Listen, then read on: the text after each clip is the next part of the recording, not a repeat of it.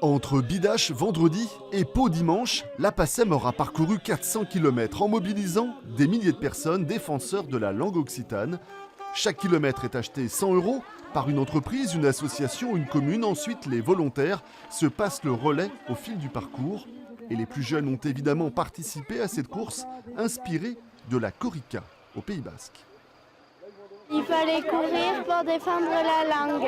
Il y a les anciens qui la font passer aux plus jeunes, qui la font passer aux beaucoup plus jeunes, et puis etc.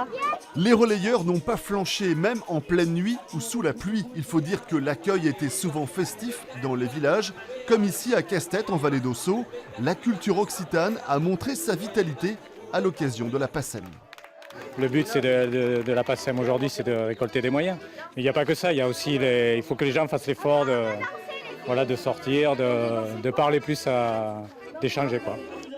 Pour cette première édition, le succès est total pour les organisateurs qui ont vendu plus que les 400 km du parcours, un apport financier important pour travailler.